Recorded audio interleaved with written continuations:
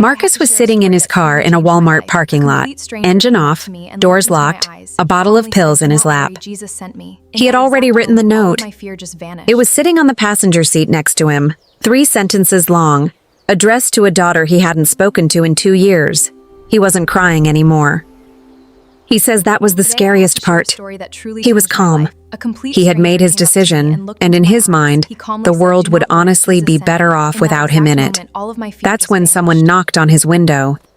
He looked up, annoyed, ready to wave whoever it was away.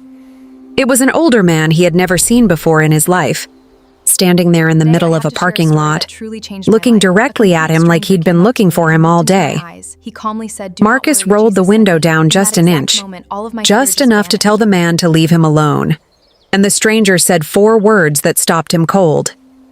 "Jesus sent me to you." Marcus says his hands started shaking, because there was no way on this earth that this man could have known what was in his lap, what was written on that note, or what he had planned to do in the next few minutes. This is Marcus's story. And what happened in that parking lot changed the entire course of his life. Marcus had been a good man once, a hard worker, a devoted father, a man who coached his daughter's softball team on weekends and never missed a Sunday dinner with his family. But over the course of 3 years, his whole life had come apart at the seams, one piece at a time. It started with the layoff. The plant he'd worked at for 15 years shut down without warning, and at 46 years old, he suddenly found himself unemployable in the only trade he'd ever known. Then came the bills.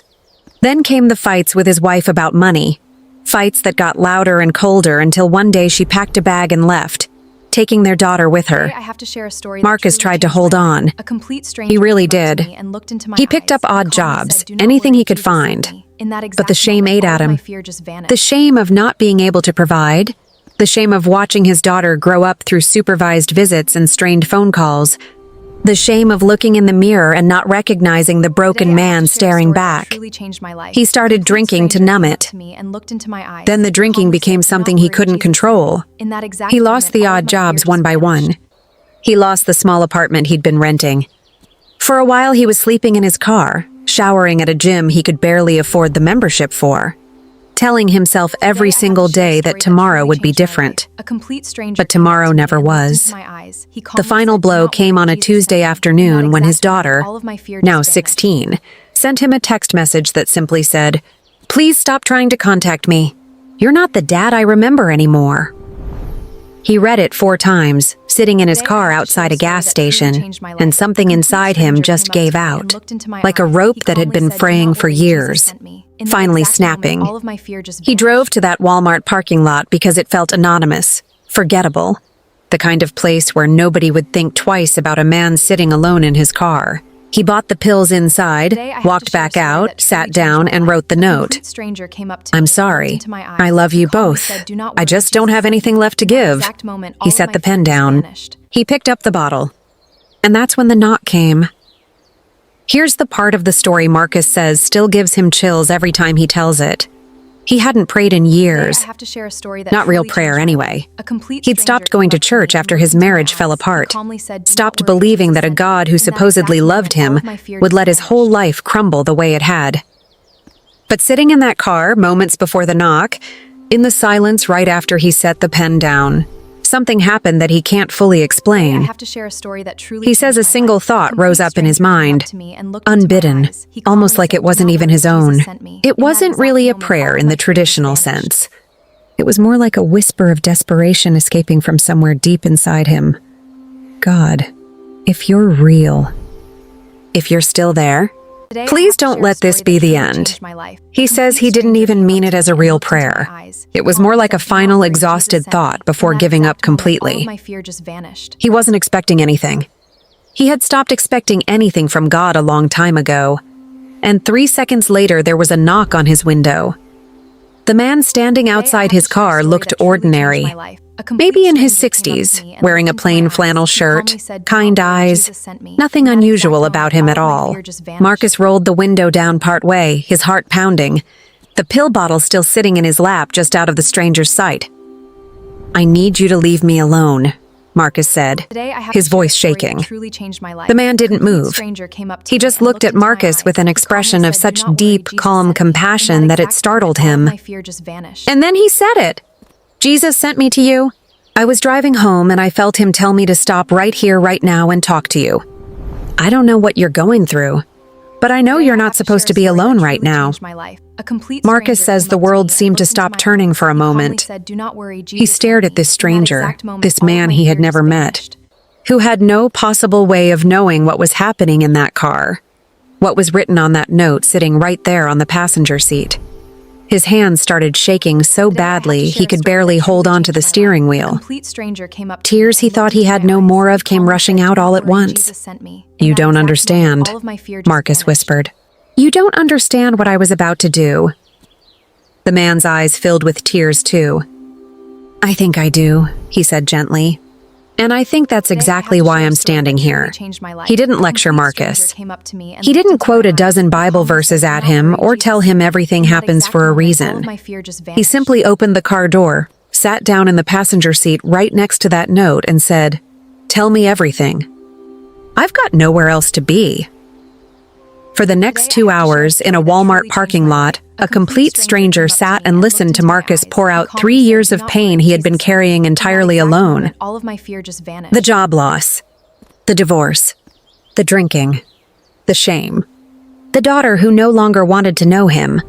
Every single thing came out, like a dam finally breaking after years of pressure, and the stranger just listened. He didn't flinch. He didn't judge. When Marcus was finished, exhausted, emptied out completely, the man reached over and gently took the pill bottle out of his lap, along with the note, and set them both on the dashboard. "You don't need these anymore," he said quietly. "God has plans for you that don't end tonight." That stranger's name was Harold.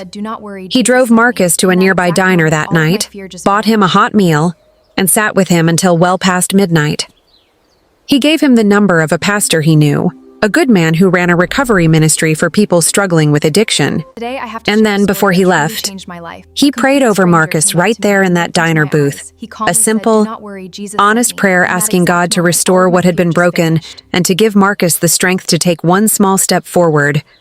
Just one. Marcus called that pastor the very next morning. It wasn't instant. Recovery rarely is. There were hard days ahead. The difficult work of getting sober, the slow rebuilding of trust with his daughter, the humbling process of starting over from almost nothing. But Marcus says that night in the parking lot became the foundation everything else was built on. It was the moment he realized, without a shadow of a doubt, that God had not forgotten him, that even in his darkest, most hopeless moment, heaven had sent someone exactly when he needed it most.